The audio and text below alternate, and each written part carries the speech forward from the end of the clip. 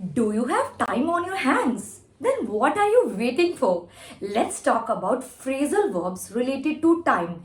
Phrasal verbs play a significant role while communicating in English because it sounds like a native speaker. So today we're going to talk about phrasal verbs that relates to time. Let's see. The first one is run out of. When you want to say कि मेरे पास time होता तो मैं ये काम कर लेता लेकिन मेरे पास टाइम की शॉर्टेज थी. Rather than saying shortage of time, you can use the word run out of. I'm running out of time. I'm running out of time. We can use the phrasal verb run out of. To finish meaning क्या है इसका? To finish और come to an end. ठीक है, कोई चीज़ खत्म हो गई और एक एंड पे आने वाली थी. Usually a specific time period. For instance, unfortunately, we ran out of time and were not able to finish the presentation. Time की शॉर्टेज होने के कारण हम अपनी प्रेजेंटेशन को खत्म नहीं कर पाए. हमारे पास एक स्पेसिफिक टाइम पीरियड बहुत ही कम था. So we use the phrasal verb here run out of. Rather than saying we have a shortage of time, we run out of time. That's why we cannot able to finish the presentation. The next one is run over. Run over means to continue for longer than planned. ठीक है, हमने planning करी थी कि 4 घंटे में अपना lecture खत्म कर देंगे लेकिन वो कंटिन्यू होता रहा, चलता रहा. रन ओवर मीन्स कोई काम अभी कंटिन्यूटी भी है, चल रहा है. Run over. For instance, sorry I am late, my previous meeting ran over. मेरी प्रीवियस मीटिंग चल रही थी. My previous lecture ran over, that's why I was late for that dash and dash purpose. So we are late, कोई चीज plan से ज्यादा चलती रहना, that means run over. The next one is put off. Put off हम कहाँ use करते हैं? जब हम कहते हैं कोई काम को डिले कर देना, पोस्टपोन कर देना. रादर देन सेइंग कि आज मीटिंग पोस्टपोन हो गई, आज मीटिंग पुट ऑफ हो गई. ठीक है, हमारा जो ट्रिप है ना वो अगले साल के लिए डिले हो गया, ऐसे नहीं बोला. वी कैन से जो हमारा ट्रिप है ना that was put off for the next year. Next year के लिए पुट ऑफ हो गया, डिले हो गया. प्लान जो है पोस्टपोन हो गया, प्लान जो है पुट ऑफ हो गया. Let's see with example and the meaning. Put off means delay और पोस्टपोन समथिंग. जब कोई चीज पोस्टपोन हो जाती है, डिले हो जाती है, we use the phrasal verb put off. Now use with an example. They decided to put off the meeting until next week. उन्होंने अपने मीटिंग को नेक्स्ट वीक पे पोस्टपोन कर दिया, पुट ऑफ कर दिया. The next one is move up. Move up means to change the time or date of something to earlier than expected. कोई चीज को रीस्केड्यूल कर देना. हम कहते हैं ना मीटिंग का जो टाइम है रीस्केड्यूल हो गया, या पार्टी का टाइम है वो ऐसे चेंज हो गया, कोई चीज रीस्केड्यूल हो जाना, चेंज हो जाना. We use move up. वहां पे हम फ्रेजल वर्ब का यूज करेंगे रीस्केड्यूल की जगह move up. The meeting has been, reschedule नहीं बोलेंगे, मूव्ड अप टू 10 AM. मतलब टाइम बदलकर जल्दी हो गया, to 10 up to 10 AM tomorrow. So these are the phrasal verbs. And now move on to next. The next one is hang on. Hang off means wait for a short time. मैंने बोला रुको एक minute के लिए, रुको. Hang on. Hang on. Wait for a short time. For instance, can you hang on a moment?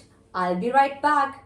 Can you hang on a moment? I'll be right back and let you know the meaning of other phrasal verbs. Okay. So make some more eye-catching examples with these phrasal verbs to retain it and to make a part of it, of your regular life. The next one is set aside. Set aside का मतलब होता है जब भी हम कोई भी काम करते हैं उसमें हम सोचते हैं कि ये टाइम मैं अलग से निकालूंगा पढ़ने के लिए. मैं ना 1 घंटा रोज निकाला करूंगी अलग से मेडिटेशन के लिए. कोई भी जो हम टाइम अलग से निकालते हैं किसी भी पर्पस के लिए उसको बोलते हैं सेट असाइड. एलोकेट और reserve something for a specific purpose और time. I always try to set aside some time for reading each day. मैं हर दिन 1 घंटा अलग से निकाल कर मेडिटेट करती हूँ. I always set aside an hour for meditation. I always set aside an hour for reading a book. Okay, for reading a novel. तो कोई भी टाइम को कोई स्पेसिफिक टाइम निकाल कर कोई काम करना, that means set aside. We use the phrasal verb set aside. The next one is pressed for. ज्यादातर आजकल किसी से भी पूछ लो, they will say a single word कि टाइम कहाँ है, किसके पास टाइम है, हमारे पास तो मरने का भी टाइम नहीं है. So we have a beautiful phrasal verb for that. Pressed for means to not have enough for something, usually time or money. जब आप कहते हो मेरे पास तो समय ही नहीं है ये करने के लिए, मेरे पास इंग्लिश सीखने का भी टाइम नहीं है, बट वो तो सीखनी ही पड़ेगी. Okay, I don't know about you, तुम्हारा तो पता नहीं, but I always feel pressed for time. लेकिन मेरे पास समय की बहुत कमी रहती है. You can say that I always feel pressed for time. The next one is fit in. कोई चीज को फिट इन करना means to find the time to do something और सी समवन. मेरे पास टाइम है तो नहीं, पर मैं तुम्हारे लिए टाइम निकाल लूंगा, या इस काम को करने के लिए मुझे टाइम निकालना ही पड़ेगा. Specially when you have a busy schedule.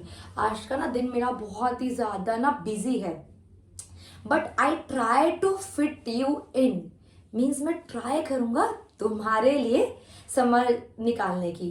या फिर जब हम कहते हैं आज का दिन मेरा बहुत ही ज़्यादा बिजी है, पर मैं ना 5 to 10 मिनट्स निकालने की कोशिश करूंगी मेडिटेट करने के लिए. Okay, so fit in means time, busy day में से अपना थोड़ा सा कीमती समय बाहर निकालना कुछ करने के लिए या किसी इंसान के लिए. Okay, I have a very busy day ahead, but I can try fit you in. मैं आपके लिए टाइम निकालूंगा. I can try fit you in just after lunch. Lunch के just after. So the next one is hold off. Hold off का मतलब होता है postpone कर देना, डिले कर देना. पुट ऑफ का मतलब भी हमने ये किया था, लेकिन it means often due to a unfavourable condition.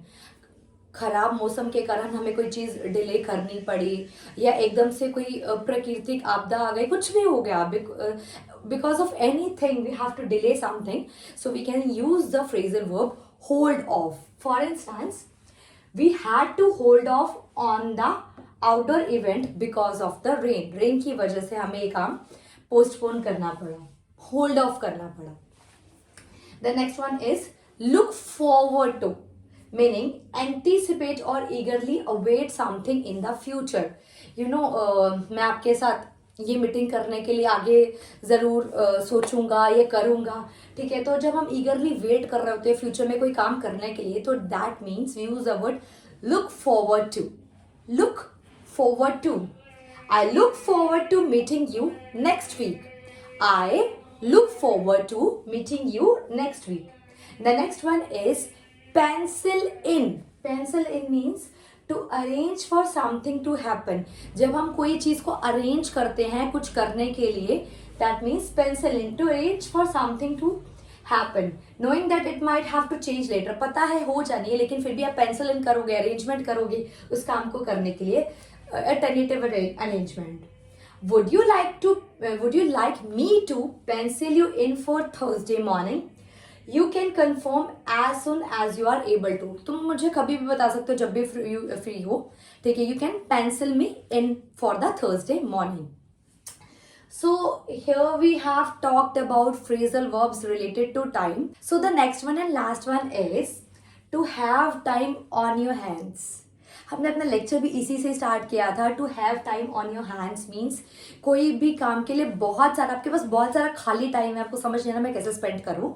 To have a lot of free time and don't know what to do with it. बहुत सारा खाली टाइम होना और ये समझ नहीं आ रहा क्या करूँ. So you can go to my page and subscribe to my channel and learn English, speaking in English. I have some time on my hands. मेरे पास कुछ टाइम था, फालतू टाइम था. So I think I take a couple of online courses. So मैंने सोचा कि मैं क्यों ना ऑनलाइन कुछ कोर्स कर लूँ. One thing for my all viewers, I just want to tell you कि my course is live on Udemy with the name unlocking English proficiency. आप वहाँ पर जा सकते हैं, मेरा पूरा कोर्स ऑनलाइन है और उसको ले सकते हैं. सो मीन्स जब आपके पास बहुत सारा खाली टाइम है, आप समझ नहीं आ रहा, so you can go on Udemy, you can go any platform, you can take the online courses as you want. So if you have any query regarding today's lecture or any lecture, you can ask me in the comment box. But before you go, don't forget to like, subscribe and share my channel. Gracias.